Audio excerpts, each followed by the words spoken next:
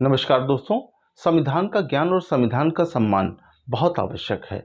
संविधान का ज्ञान है तो प्रत्येक नागरिक अपने आप को हर प्रकार के शोषण से बचा सकता है। और अगर आप किसी प्रतियोगी परीक्षा की तैयारी कर रहे हैं तो संविधान का ज्ञान बहुत ही महत्वपूर्ण है आपके लिए। कि संविधान का ज्ञान इस तरीके का होना चाहिए कि परीक्षा में चाहे जैसा प्रश्न आ जाए हम आसानी से कर सकें। और अगर आप आम नागरिक हैं, किसी परीक्षा को नहीं दे रहे हैं, तो भी संविधान का ज्ञान आपके लिए आवश्यक है। क्योंकि शोषण आपका कभी भी हो सकता है और शोषण से बचाव सिर्फ आपका संविधान ही करता है, क्योंकि संविधान के माध्यम से आप अपने अधिकारों का ज्ञान रखते हैं। तो आइए आज की क्लास स्टार्ट करते हैं। और सबसे पहले आज की क्लास में हम लोग जानेंगे कि हमारे भारतीय संविधान की क्या क्या महत्वपूर्ण विशेषताएं हैं, जो विश्व के अन्य संविधानों से हमारा संविधान अलग स्थान रखता है। तो आज की क्लास में हम लोग ये जानेंगे कि हमारे संविधान का नामकरण क्या हुआ, हमारे संविधान को किन किन अन्य नामों से जाना जा सकता है, संविधान सभा का गठन कैसे हुआ, लिखित संविधान क्या होता है, संविधान का अभिभावक क्या है, कैबिनेट मिशन कैसे आया है यहाँ पर। तो बहुत तरीके की बातें हम लोग जानने की कोशिश करेंगे। तो आइए स्टार्ट करते हैं आज के वीडियो को। और अगर आपको ये वीडियो पसंद आता है तो शेयर करना ना भूलिएगा मेरे दोस्तों, ताकि अन्य लोग भी जान सकें हमारे भारतीय संविधान की विशेषताओं को। तो आइए स्टार्ट करते हैं।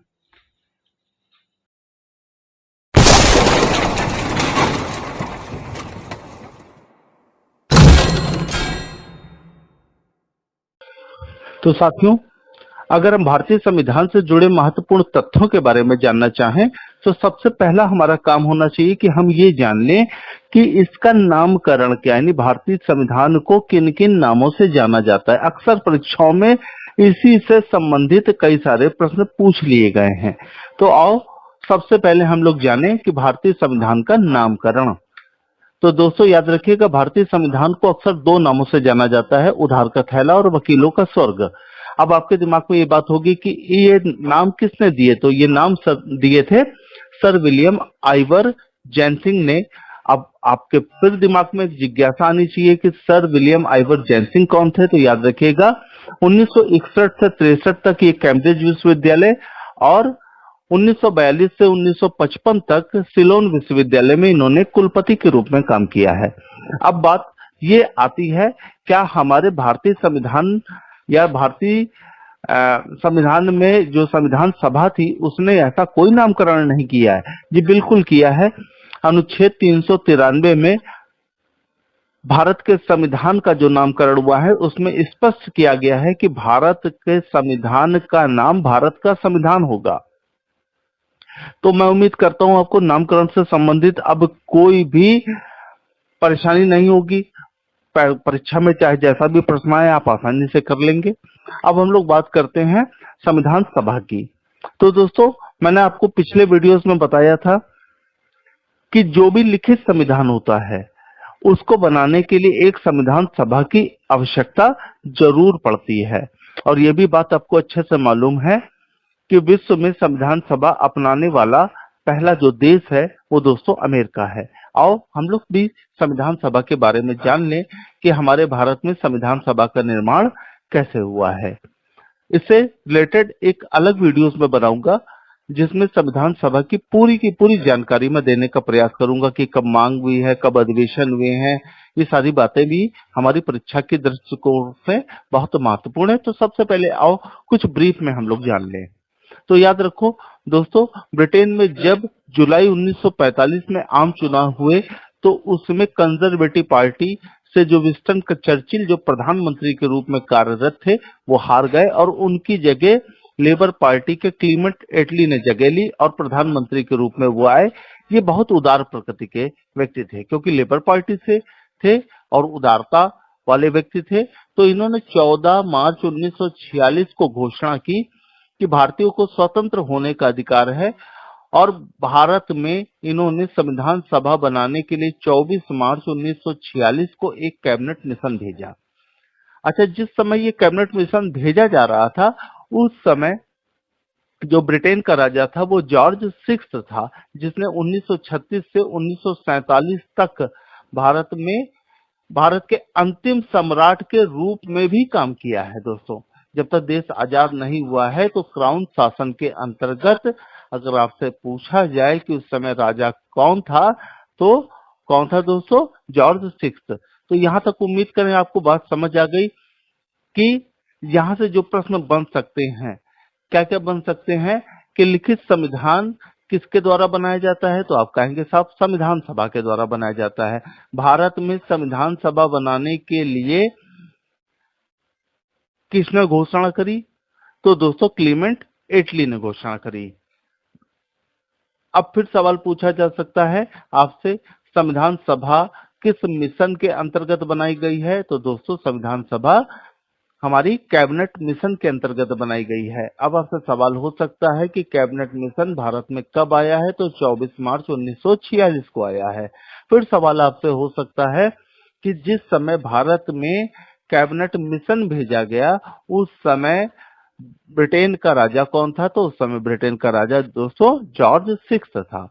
अब आपसे ये भी सवाल हो सकता है कि भारत के अंतिम अंग्रेजी सम्राट कौन थे? तो दोस्तों याद रखिएगा जॉर्ज सिक्स्थ थे। तो यहाँ तक उम्मीद करें बात समझ आ गई। आओ अब हम लोग कैबिनेट मिशन के बारे में भी कुछ जान लें।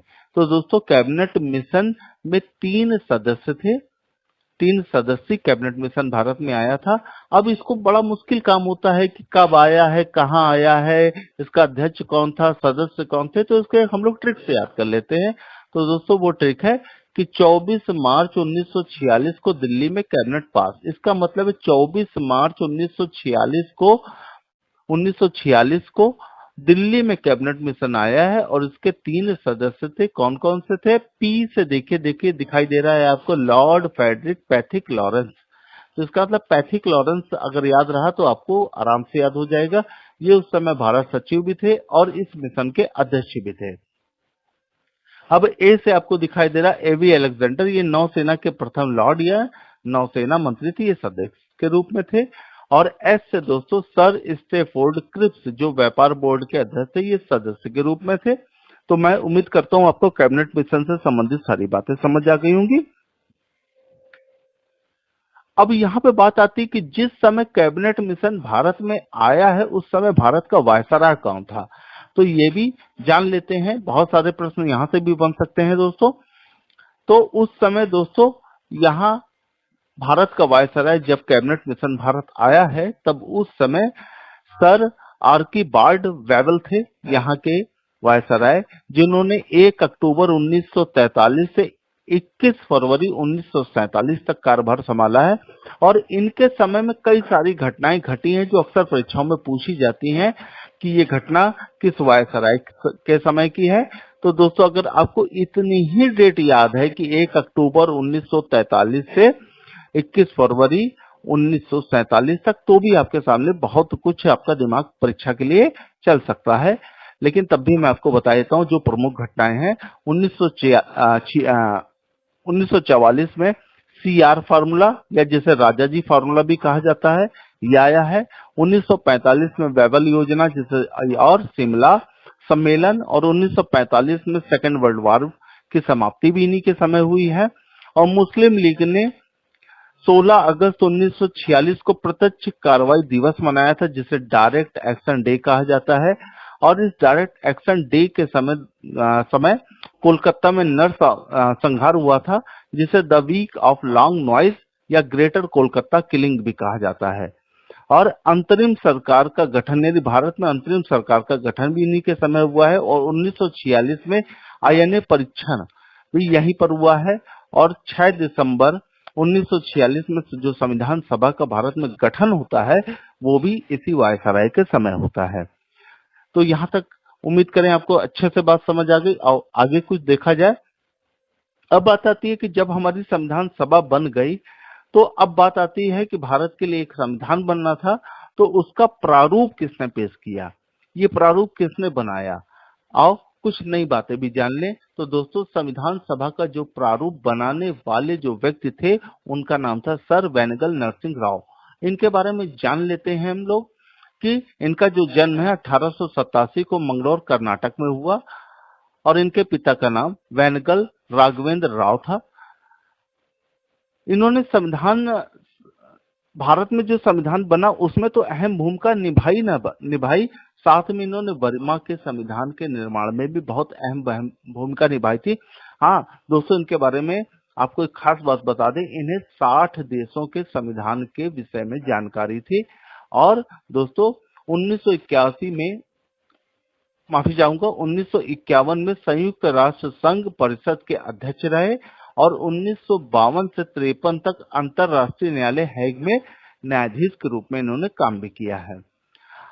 अब बात करते हैं कि जब इन्होंने भारत में संविधान सभा के लिए जो संविधान सभा को जो एक प्रारूप दिया था कि इस प्रारूप के आधार पर संविधान बनना चाहिए, तो उस संविधान के प्रारूप में 243 अनुच्छेद और 13 अनुसूचियां थी। और 11 दिसंबर 1946 में संविधान सभा की दूसरी बैठक में राजेंद्र प्रसाद की अध्यक्षता में इन्हें संवैधानिक सलाहकार चुना गया था। अच्छा, परीक्षा में एक बहुत महत्वपूर्ण अक्सर हमसे सवाल पूछा जाता है कि गांधी, जिन्ना या बी.एन. राव क्या ये संविधान सभा के सदस्य थे? तो दोस्तों याद रखिएगा, गांधी, जिन्ना और बी.एन. राव संविधान सभा के सदस्य नहीं थे। अक्सर ये सवाल हमसे पूछ लिया जाता है। इसका मतलब वो सर बेनेगल नरसिंह राव का एक महत्वपूर्ण योगदान हमारे संविधान में है, जिसके विषय में हमारे डॉक्टर भीमराव अंबेडकर जी ने भी ये कहा है कि मुझे जो श्रेय जाता है ये वास्तव में मेरा श्रेय नहीं है, ये आंशिक रूप से संविधान सभा के संवैधानिक सलाहकार सर बी.एन. राव के अंतर्गत आता है, जिन्होंने मसौदा समिति के विचार के लिए संविधान का एक मोटा मसौदा तैयार किया था। इसका मतलब हुआ कि प्रारूप समिति ने जिस प्रारूप की जांच करी है वो प्रारूप देने वाले व्यक्ति कौन थे? सर बेनेगल नरसिंह राव थे। आओ अब हम लोग जान लें कि मसौदा समिति या पांडुलिपि समिति या प्रारूप समिति, इसके बारे में जान लें, या ड्राफ्टिंग कमेटी। ठीक, तो दोस्तों याद रखना, संविधान का प्रारूप बनाने वाले व्यक्ति तो हम लोग समझ गए थे, है ना।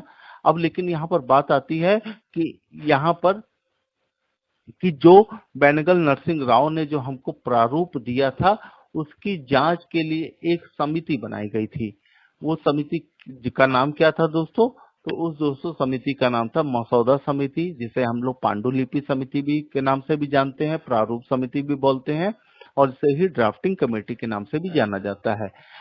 अब इस प्रारूप समिति, पहले एक छोटी सी बात जान लीजिए कि संविधान की जांच के लिए कुल 22 समितियां बनी थी, यानी निर्माण कराने के लिए 22 समितियां बनी थी, जिसमें 14 छोटी समितियां थी और 8 बड़ी समिति थी, और जो प्रारूप समिति थी उसी 8 में से एक थी, यानी ये बड़ी समिति थी।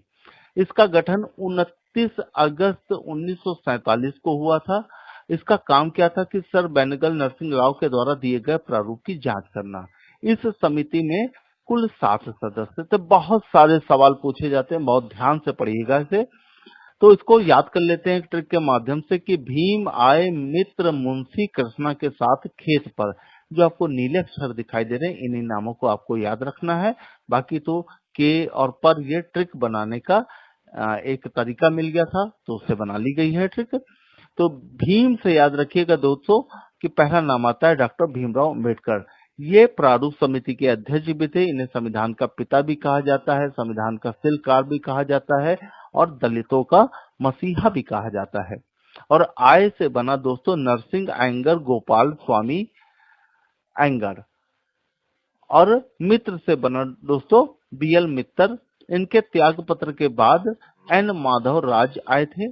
और मुंशी से दोस्तों याद रखिएगा कन्हैया लाल मानिकलाल मुंशी, ये पूर्ण रूप से कांग्रेसी थे। और कृष्णा से याद रखिएगा अलादी स्वामी अयंगर, और साथ से याद रखिएगा सैयद मोहम्मद सादुल्ला, ये मुस्लिम लीग से थे। और खेत से याद रखिएगा दोस्तों डीपी खेतान, इनकी मृत्यु के बाद टीटी कृष्णमचारी आए थे। अब हमसे यहाँ से भी क्या क्या सवाल पूछा जा सकता है, अब आप याद रखिएगा। मैं आपको एक बार सवाल आपके सामने एक बार बताने की कोशिश कर देता हूँ कि संविधान बनाने के लिए कुल कितनी समितियां बनी। तो याद रखिएगा कुल 22 समितियां बनी थी।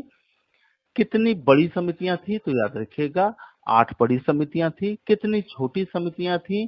तो 14 छोटी समितियां थी। प्रारूप समिति बड़ी थी या छोटी थी? तो याद रखिएगा प्रारूप समिति एक बड़ी समिति थी। प्रारूप समिति का गठन कब हुआ है? तो दोस्तों प्रारूप समिति का गठन 29 अगस्त 1947 को हुआ है। अब आपसे पूछ सकता है कि प्रारूप समिति क्यों बनाई गई थी? तो प्रारूप समिति का उद्देश्य ये था कि बेनेगल नरसिंह राव के द्वारा दिए गए प्रारूप की जांच करना। अब आपसे पूछा जा सकता है कि प्रारूप समिति के अध्यक्ष कौन थे? तो आप आराम से बता सकते हैं, डॉक्टर भीमराव अंबेडकर थे। और डॉक्टर भीमराव अंबेडकर के अलावा कितने सदस्य थे? 206 सदस्य थे। अब आपसे सवाल पूछा जा सकता है कि मुस्लिम लीग से कौन से ऐसे व्यक्ति थे जो प्रारूप समिति के सदस्य रहे हैं? तो मोहम्मद सादुल्लाह मुस्लिम लीग से थे। अब आपसे पूछा जा सकता है प्रारूप समिति में पूर्ण कांग्रेसी मानसिकता वाले व्यक्ति कौन थे? तो उनका नाम था दोस्तों कन्हैयालाल मानिकलाल मुंशी। अब आपको इस चित्र में सभी इन महान भावों के चित्र आपको दिखाई दे रहे होंगे। आओ अगली बात कर लेते हैं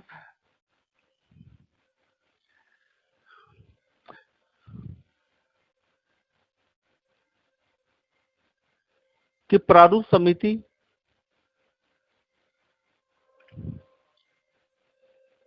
अब हम लोग बात करते हैं कि इस प्रारूप समिति ने क्या काम किया है। तो दोस्तों प्रारूप समिति ने BN राव के संविधान प्रारूप में 7500 संशोधन दिए और अपना अंतिम प्रारूप 21 फरवरी 1948 को संविधान सभा को दे दिया था। अब आपसे सवाल पूछा जा सकता है कि प्रारूप समिति ने अपनी जांच कब संपन्न की? तो याद रखिएगा 21 फरवरी 1948 को प्रारूप समिति ने अपनी जांच संपन्न कर ली थी। अब बात आती है कि डॉक्टर भीमराव अंबेडकर के द्वारा अंतिम रूप से जो इन्होंने प्रारूप दिया था उसमें कितनी बहस करी गई है? तो दोस्तों 114 बहस हुई है और 3 वाचन कराए गए थे और 7500 संशोधन जो इन्होंने दिए थे उसमें से 2473 संशोधनों को स्वीकार कर लिया गया था। अब बात आती है कि जो वाचन है वो कितने हुए हैं, कब कब हुए हैं? तो दोस्तों पहला वाचन दोस्तों याद रखिएगा 4 नवंबर 1948 से 9 नवंबर 1948 तक पहला वाचन होता है और दूसरा वाचन 15 नवंबर 1948 से 17 अक्टूबर 1949 तक होता है और तीसरा वाचन 14 नवंबर 1949 से 26 नवंबर 1949 तक होता है। यहाँ तक आपको उम्मीद करें बात समझ आ गई। और 26 नवंबर 1949 को भारतीय संविधान को आंशिक रूप से लागू कर दिया गया, यानी इसे अंगीकृत कर लिया गया। अच्छा, जिस समय अंगीकृत किया गया है, अब आपसे पूछा जाए कि 26 नवंबर 1949 को कुल कितने अनुच्छेद लागू करे गए हैं? तो कुल दोस्तों 15 अनुच्छेद लागू करे गए हैं। अब आपसे सवाल फिर हो सकता है कि 15 अनुच्छेदों का वर्णन किस अनुच्छेद में है? तो 15 अनुच्छेदों का वर्णन अनुच्छेद 394 में है। अगर हम 394 को भी शामिल कर लेते हैं तो कुल 16 अनुच्छेद हो जाते हैं। अब ये परीक्षा पे किस आधार पे सवाल पूछा जाता है ये, और वहां पे आपकी बुद्धि का भी खेल है कि आप सवाल को समझते क्या हैं। कि 15 अनुच्छेदों के बारे में बात करी जा रही है। अब आपसे अगर पूछा जाए कि जब संविधान को अंगीकृत किया गया तो कितने अनुच्छेद लागू करे गए? तो आपका उत्तर होना चाहिए 15। अगर आपसे पूछा जाए जब संविधान को अंगीकृत किया गया तो कुल कितने अनुच्छेद लागू करे गए हैं? तो आपका उत्तर होना चाहिए 16। और आपसे सवाल ये भी हो सकता है कि 15 अनुच्छेद जो लागू करे गए उनका वर्णन किस अनुच्छेद में है? तो अनुच्छेद 394 में है। तो दोस्तों याद रखिएगा 26 नवंबर 1949 को अभी तक विधि दिवस के रूप में मनाया जाता था, लेकिन 2015 से इसे संविधान दिवस के रूप में मनाया जाता है। हमारे प्रधानमंत्री नरेंद्र मोदी जी ने इसको संविधान दिवस के रूप में मनाना प्रारंभ किया है। अब आपसे सवाल एक बहुत अच्छा सा हो सकता है कि विधि दिवस किसकी राय के बाद मनाया गया? तो राजस्थान के विधिवेत्ता लक्ष्मी मल सिंघवी की राय के बाद इसे विधि दिवस के रूप में मनाया जाता था। और माननीय नरेंद्र मोदी जी के द्वारा 2015 से इसे संविधान दिवस के रूप में मनाया जा रहा है। अब हम लोग बात करते हैं, बहुत अच्छी सी बात है कि जब प्रारूप समिति ने सब कुछ काम कर लिया, अब ये था कि हमारे भारतीय संविधान को एक सुंदर कलाकृति के रूप में किस ढंग से पेश किया जाए, और तो अब एक कैलीग्राफर की आवश्यकता थी कि जो बहुत सुंदर ढंग से इसे सुलेख के माध्यम से इसे लिख सके। तो हम लोग बात करते हैं कि संविधान का हस्तलेखन कार्य कैसे हुआ। तो याद रखो कि संविधान, हमारा जो भारतीय संविधान है वो दो भाषाओं में लिखा गया है। सबसे पहले अंग्रेजी में लिखा गया है और फिर हिंदी में लिखा गया है। तो सबसे पहले अगर हम लोग बात करें कि साहब अंग्रेजी में किसने लिखा है, तो भारतीय संविधान का अंग्रेजी में जो लेखन कार्य करने वाले व्यक्ति हैं उनका नाम है प्रेम बिहारी नारायण रायजादा। जो आपको इनमें स्लाइड में आपको जो चित्र दिखाई दे रहा है यही है हमारे प्रेम बिहारी नारायण रायजादा। इनका जन्म दोस्तों दिल्ली में हुआ था और ये प्रसिद्ध कैलीग्राफर थे, यानी बहुत अच्छे सुलेखक थे। जवाहरलाल नेहरू ने इन्हें नियुक्त किया था और जब जवाहरलाल नेहरू जी ने इनसे कहा कि आपकी फीस क्या होगी, तो उन्होंने कहा मेरे पास भगवान का दिया सब कुछ है, बस इनकी जो डिमांड थी कि ये फीस के रूप में इन्होंने क्या लिया है, तो उन्होंने पैसे नहीं लिए हैं।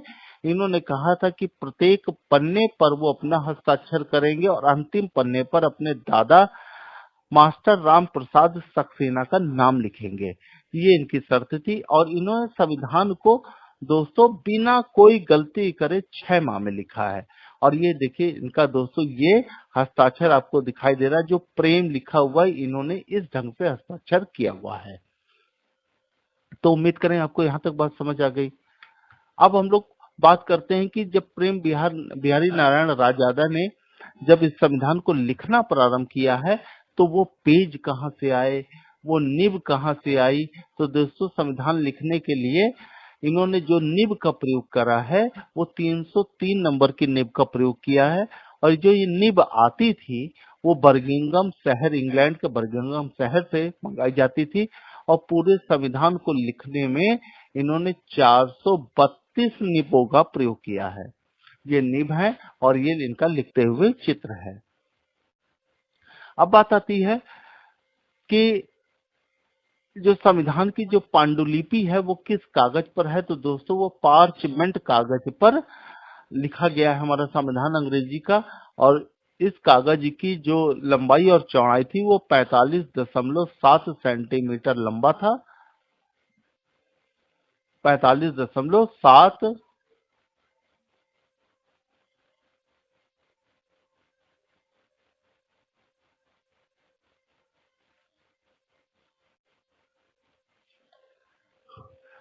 तो दोस्तों अब हम लोग बात करेंगे कि प्रेम बिहारी नारायण रायजादा ने जब ये संविधान लिखना प्रारंभ किया है तो कहाँ से निब मंगाई गई, कहाँ से कागज मंगाया गया, उस कागज की क्या विशेषता थी।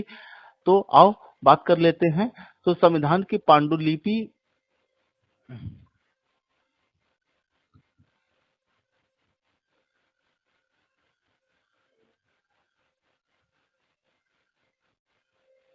तो दोस्तों और कुछ और बातें जान लें कि संविधान की जो पांडुलिपि थी वो 45.7 सेंटीमीटर और 58.4 सेंटीमीटर के पार्चमेंट कागज पर लिखी गई है। जो पार्चमेंट कागज जो दोस्तों होता है, ये कागज भी बर्मिंघम शहर से ही मंगाया गया था। इसकी जो आयु आकी गई है वो 1000 वर्ष तक आकी गई है।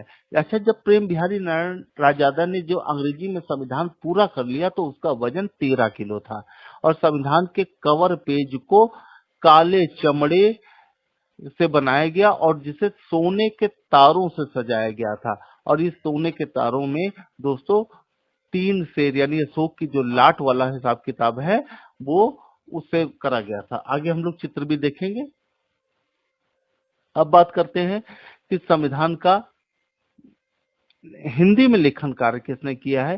तो दोस्तों बसंत कृष्ण वैद्य ने हमारे भारतीय संविधान को हिंदी में लिखा है। और इस संविधान में कुल 264 पन्ने थे और कुल वजन कितना था दोस्तों, 14 किलोग्राम। और जो कागज जो था वो कहाँ से मंगाया गया था दोस्तों, वो हैंडमेड था। हैंडमेड रिसर्च सेंटर पुणे से मंगाया गया था।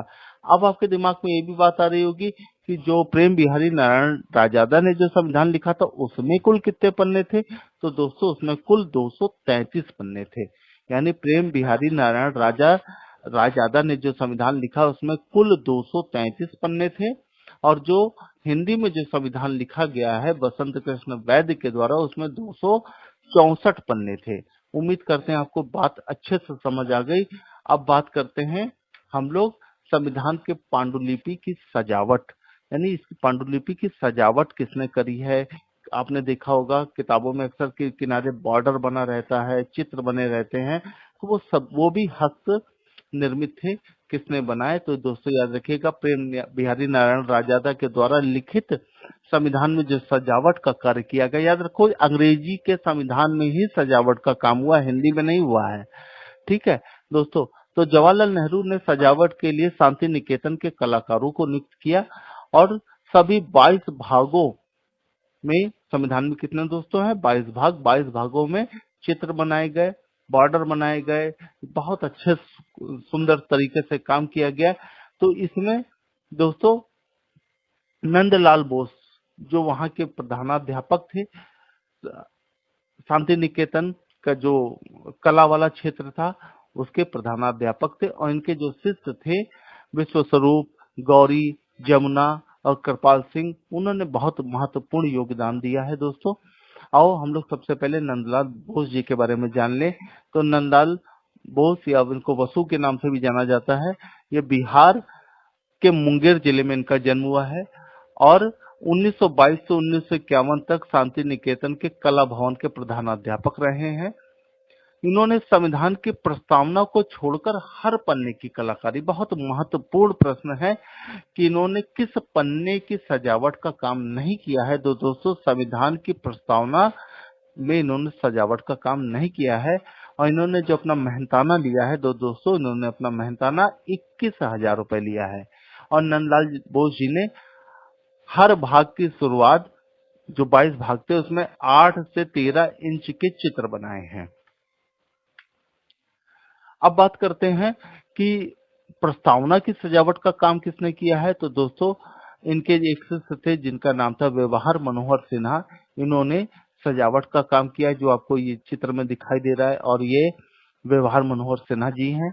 इनका जन्म जबलपुर से हुआ है, जबलपुर में हुआ है, और नंदलाल बोस जी के शिष्य थे, इन्होंने केवल प्रस्तावना में चित्र बनाया है। तो आपसे कई बार सवाल ये भी पूछा जा सकता है कि नंदलाल बोस जी का संबंध कहाँ से है। तो आप याद रखिएगा बिहार से है। कई बार आपसे ये भी पूछा जा सकता है कि व्यवहार मनोहर सिन्हा जी का संबंध कहाँ से है। तो जबलपुर मध्य प्रदेश से इनका संबंध है। अब बात करते हैं संविधान की मूल पांडुलिपि की छपाई का काम कहाँ हुआ। तो जब संविधान हमारा लिखित हो गया तो सबसे पहले दोस्तों इसे देहरादून में पेश किया गया। देहरादून में सर्वे ऑफ इंडिया या सर्वेयर जनरल ऑफ इंडिया में पेश किया गया, और वहां पे 9 नंबर की मशीन से भारतीय संविधान की छपाई का काम चालू हुआ, और 1000 प्रतियां छापी गई, और ये 1000 प्रतियां फोटोलिथोग्राफिक विधि से छापी गई। जब ये संविधान छपा तो कितने पन्ने थे? तो दोस्तों इस संविधान में 251 पन्ने थे, और छपी हुई प्रति का जो वजन था दोस्तों वो 3.25 किलो, यानी 3.75 केजी, यानी 3.25 किलो ये छपी छपाई जो प्रति थी इसका वजन था। तो ये उम्मीद करें यहाँ तक समझ आ गए। अब आपसे पूछा जा सकता है कि संविधान की मूल पांडुलिपि कहाँ छापी गई, तो आपका उत्तर होना चाहिए देहरादून में। किस जगह छापी गई? तो सर्वे ऑफ इंडिया में, सर्वेयर ऑफ इंडिया कह सकते हैं। कितनी प्रतियां छापी गई? तो 1000 प्रतियां। किस विधि से छापी गई? तो फोटोलिथोग्राफी विधि से। छपे हुए जो संविधान में कुल कितने पन्ने थे? 251। इसका वजन कितना था? तो 3.75। किस मशीन से छापा गया? तो मशीन नंबर 9 से। अब बात करते हैं जब कुछ संविधान सब कुछ छप गया तो जो मूल पांडुलिपि थी, जो हिंदी और अंग्रेजी में थी, जो बसंत कृष्ण वैद्य जी ने लिखी थी, और प्रेम नारायण बिहारी राजादा ने जो अंग्रेजी में संविधान लिखा, तो उस पांडुलिपि को आखिर संरक्षित करने की बात आई कि इसको संरक्षित कैसे किया जाए। तो आओ हम लोग देखें क्या क्या कहानी यहाँ पर हमको समझनी है। तो शुरुआत में संविधान की मूल पांडुलिपियों को फलालेन के कपड़े में लपेटकर नैप्थालीन की गोलियों में रखा गया, पर इससे बात दोस्तों बनी नहीं। 1985 में शुरू हुई मूल कॉपी बचाने की कवायद और पार्लियामेंट लाइब्रेरी ने लखनऊ में national research laboratory of conservation of cultural property से संपर्क साधा, तब भी बात नहीं बनी। और नेशनल फिजिकल लेबोरेटरी यानी एनपीएल ने इसके लिए अमेरिका के संविधान के लिए बनाए गए खास हीलियम वाले बॉक्स जैसे चैम्बर का मॉडल अपनाया, लेकिन कई कोशिशों के बाद भी जो हीलियम गैस थी वो लीक होना बंद नहीं हो रही थी। तो एनपीएल ने अपने वैज्ञानिक, खास तौर पे इनका नाम याद रखिएगा, हरि किशन को फ्रांस की सेंट गोबेन कंपनी से मदद लेने के लिए पेरिस भेजा और नवंबर 1992 ने अमेरिका की गेटी कंजर्वेशन इंस्टीट्यूट यानी जीसीआई से मदद ली। और क्योंकि इनको एक चीज का मालूम था कि मिस्र में जो ममीज थी वो भी इसी ढंग से रखी जाती थी, तो इन्होंने मदद ली और जीसीआई ने 180 सेंटीमीटर गुणे 180 सेंटीमीटर गुणे 305 सेंटीमीटर के 3 बंद बॉक्स बनाए और इनमें से 2 को मार्च 1994 को कैलिफोर्निया से नई दिल्ली भेजा। बॉक्स में 40 से 50% तक जो नाइट्रोजन रहती है, साथ ही ऑक्सीजन की मात्रा 1% से ज्यादा नहीं रहती है। तो इसका मतलब यहाँ पर खराब होने का दोस्तों कोई खतरा नहीं है और इसे वर्तमान में संसद की लाइब्रेरी में रखा गया है। और ये आपको चित्र दिखाई दे रहा है जिसमें हमको हमारा भारतीय संविधान रखा हुआ है, दोनों प्रतियां संरक्षित रखी गई हैं। अब बात आती है कि हमारे मूल संविधान में हस्ताक्षर किसके किसके हुए हैं। तो सबसे पहले याद रखिएगा 24 मार्च 1950 की एक तिथि है जो हमारे इतिहास में बहुत महत्वपूर्ण स्थान रखती है। इस दिन भारतीय संविधान में 284 सदस्यों द्वारा हस्ताक्षर हुए और भारत के अंतरिम राष्ट्रपति डॉक्टर राजेंद्र प्रसाद का चुनाव भी हुआ। तो दोस्तों याद रखो कि भारतीय संविधान में 284 सदस्यों द्वारा हस्ताक्षर हुए हैं। पहला जो हस्ताक्षर हुआ है वो जवाहरलाल नेहरू ने किया, अंतिम हस्ताक्षर डॉक्टर राजेंद्र प्रसाद का था। अच्छा, ये देर से आए थे इसीलिए इनका जो हस्ताक्षर था वो तिरछा करा दिया गया था। उर्दू में हस्ताक्षर करने वाले जो व्यक्ति थे, एकमात्र जो उर्दू में हस्ताक्षर जो दिखाई देता है या तो अंग्रेजी में किया गया हस्ताक्षर या हिंदी में, लेकिन उर्दू में हस्ताक्षर करने वाले जो व्यक्ति हैं वो मौलाना अबुल कलाम है। और राजस्थान से जो हस्ताक्षर करने वाले जो व्यक्ति हैं उनका नाम है मास्टर बलवंत सिंह मेहता। जो राजस्थान से परीक्षा दे रहे हैं हमारे साथी हैं वो इस प्रश्न को जरूर याद रखें। अब बात आती है कि कुल कितनी महिलाओं ने हस्ताक्षर किया। तो दोस्तों याद रखिएगा संविधान सभा में कुल 15 महिलाएं थी, लेकिन जो हस्ताक्षर हुआ है वो 8 महिलाओं के द्वारा हुआ है। अब आपसे क्या क्या सवाल यहाँ पूछे जा सकते हैं। पहला हस्ताक्षर किसने किया है? दोस्तों याद रखिएगा सरोजिनी नायडू ने। इन्हें भारत कोकिला भी कहा जाता है क्योंकि कवि थी। और अब आपसे सवाल पूछा जा सकता है कि एकमात्र मुस्लिम महिला जिसने हस्ताक्षर किया है तो बेगम एजाइल रसूल, एकमात्र दलित महिला जिसका नाम है दाक्षायणी वेला युद्धन। और उत्तर प्रदेश से कितनी महिलाएं थी संविधान सभा में, ये भी सवाल बहुत महत्वपूर्ण हो सकता है। तो याद रखो भैया सुचेता कृपलानी और विजय लक्ष्मी पंडित जो जवाहरलाल नेहरू जी की बहन थी, पूर्णिमा बनर्जी, कमला चौधरी और बेगम एजाइल रसूल। तो इन नामों को याद रखिए, ये प्रश्न आपके लिए बहुत महत्वपूर्ण हो सकते हैं। अब दूसरी बात आती है कि भारत के अंतरिम राष्ट्रपति का चुनाव हुआ। अब ये अंतरिम राष्ट्रपति क्या होता है कि जब किसी दूसरे के कानून के अंतर्गत कोई आदमी काम करता है तो उसे अंतरिम कहा जाता है। यानी अंतरिम सरकार हो सकती है, अंतरिम राष्ट्रपति हो सकता है। तो 24 मार्च 1950 से 26 जनवरी 1950 तक भारत के अंतरिम राष्ट्रपति के रूप में डॉक्टर राजेंद्र प्रसाद जी ने काम किया है। और अंतरिम राष्ट्रपति का उल्लेख संविधान में अनुच्छेद 80 में है और ये अनुच्छेद मात्र 2 दिन के लिए बना और जैसे ही 26 जनवरी 1950 को हमने पूर्ण रूप से अपना संविधान लागू कर दिया तो इस अनुच्छेद को समाप्त कर दिया गया था। 26 जनवरी 1950 को अंतिम राष्ट्रपति का उल्लेख करने वाला अनुच्छेद समाप्त हुआ था। इन दो दिनों तक इन्होंने भारत शासन अधिनियम 1935 का पालन किया था। इन्हें बिहार का गांधी भी कहा जाता है और महात्मा गांधी इन्हें अजात शत्रु कहते थे। तो ये सवाल आपके लिए बहुत महत्वपूर्ण हो सकते हैं। अब बात आती है कि जब हमारा संविधान बनकर तैयार हो गया था तो हमने अपने भारतीय संविधान को 26 जनवरी 1950 को ही क्यों लागू किया। बहुत अच्छा ये प्रश्न हो सकता है आपके लिए। तो याद रखिएगा कि लाहौर अधिवेशन या लाहौर अधिवेशन से जुड़े कुछ तथ्य हैं और जिसका संबंध हमारे 26 जनवरी 1950 से बहुत गहरा संबंध रखता है। तो 19 दिसंबर 1929 को भारतीय राष्ट्रीय कांग्रेस ने पूर्ण स्वराज की घोषणा की थी। 31 दिसंबर 1929 को भारतीय राष्ट्रीय कांग्रेस का वार्षिक अधिवेशन तत्कालीन पंजाब प्रांत की राजधानी लाहौर में हुआ और इस ऐतिहासिक अधिवेशन में कांग्रेस के पूर्ण स्वराज की घोषणा तैयार करी गई तथा पूर्ण स्वराज को कांग्रेस का मुख्य लक्ष्य बताया गया और जवाहरलाल नेहरू को इस अधिवेशन का अध्यक्ष चुना गया था। और 31 दिसंबर 1929 को अर्धरात्रि को इनकलाब जिंदाबाद के नारों के बीच रावी नदी के तट पर भारतीय स्वतंत्रता का प्रतीक तिरंगा झंडा फहराया गया और इसके बाद 26 जनवरी 1930 को पूरे राष्ट्र में जगह जगह सभाओं का आयोजन हुआ और ये कसम खाई गई कि अगर हमारा देश आजाद हो जाएगा तो हम अपना जो संविधान लागू करेंगे वो 26 जनवरी को ही लागू करेंगे। इसीलिए दोस्तों हमारा भारतीय संविधान 26 जनवरी 1950 को लागू किया गया। ये जो आपको चित्र दिखाई दे रहा है ये लाहौर अधिवेशन का है जिसमें पूर्ण स्वराज की मांग की गई थी।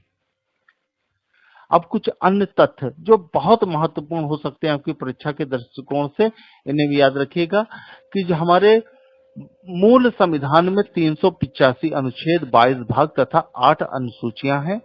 वर्तमान में 470 अनुच्छेद 25 भाग तथा 12 अनुसूचियां हैं।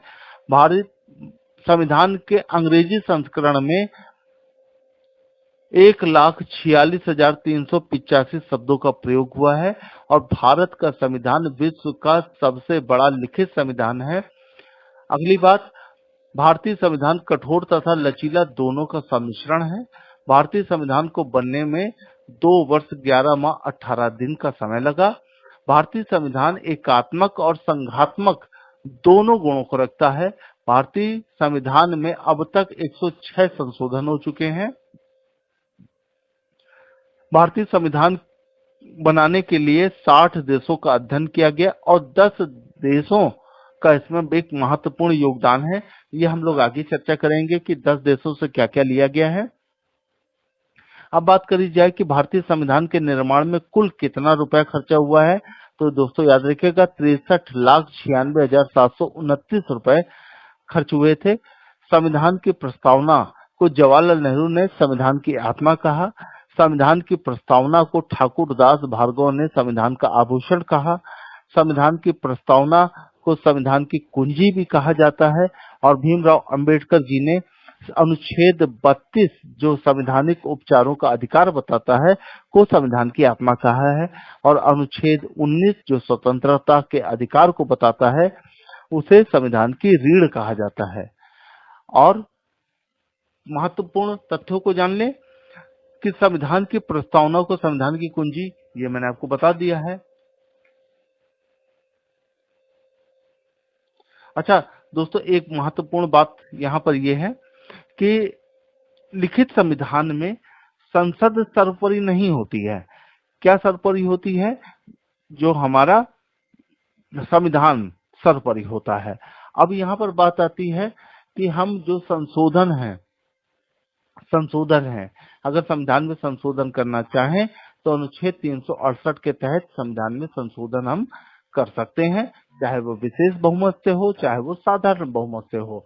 अच्छा, लेकिन जो संशोधन होते हैं वो संविधान के मूल ढांचे पर परिवर्तन नहीं ला सकते हैं, यानी मूल ढांचे को प्रभावित नहीं कर सकते हैं।